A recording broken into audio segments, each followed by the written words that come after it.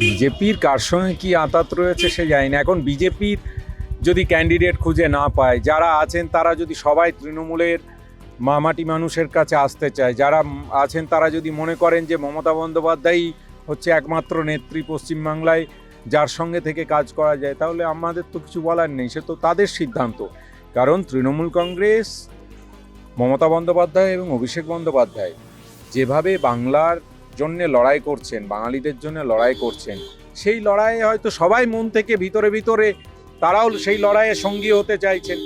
এখন জোর করে প্রার্থী খুঁজে না পেয়ে একে তাকে হয়তো প্রার্থী করতে হয়েছে। কি করা যাবে? বিজেপি প্রার্থী হওয়ার লোক নেই, তার দায়িত্ব আমাদের নয়। তারা ঠিক করবেন যে কে প্রার্থী হবেন না হবেন।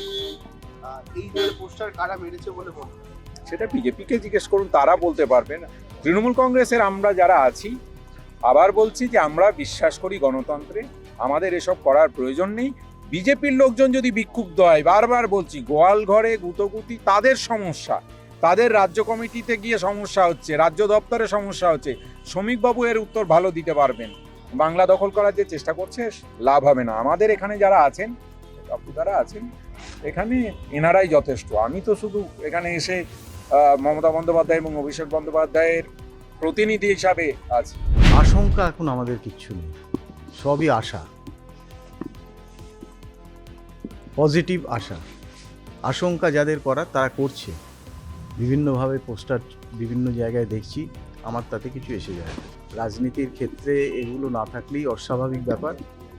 তো যেটা আছে সেটাকে পেরিয়ে আমাদেরকে জয়ের লক্ষ্যে পৌঁছতে হবে। আমার সঙ্গে সারা শ্রীরামপুরবাসীর সম্পর্ক ভালো। সে কে তৃণমূল, কে কংগ্রেস, কে অন্যান্য দলে আছে, সিপিএমে আছে, সেটা নিয়ে আমি কোনোদিন ভাবি না। রাজনীতির জায়গায় আমি আলাদা। রাজনীতির জায়গায় আমি সনাতনী ধর্ম মেনে চলে বিজেপি করছি, যারা নেশনকে ফার্স্ট বলে, আমাদের ভারতবর্ষকে নিয়ে ভাবে। বাকি যারা রাজনৈতিক দল তারা নিজেদের মতামতে চলছে। আমাদের লড়াই রাজনৈতিক লড়াই, ব্যক্তির বিরুদ্ধে তো লড়াই নয়। যারা এটাকে ব্যক্তির বিরুদ্ধে লড়াই তৈরি করছে তারা সমাজে ভাঙন ধরানোর চেষ্টা করছে, সমাজকে টুকরো করার চেষ্টা করছে। আমরা সেটাতে নেই। তাই যদি হয় তাহলে চুঁচুড়োর বিধায়ক সিপিএমকে ডেকে বলছে যে তোদের ভোটটা আটকা, বিজেপিতে যাতে না যায় অসিত মজুমদার। তো আঁতাতের গল্প তো সেখান থেকেই শুরু হয়ে গেছে, তৃণমূল সিপিএম। আর 2 নম্বর সিপিএমের যারা ক্যান্ডিডেট তারা যে লড়ে যাচ্ছে, তারা জানে না যে তারা 4% থেকে 45%-এ এবারে যেতে পারবেই না, অসম্ভব ব্যাপার।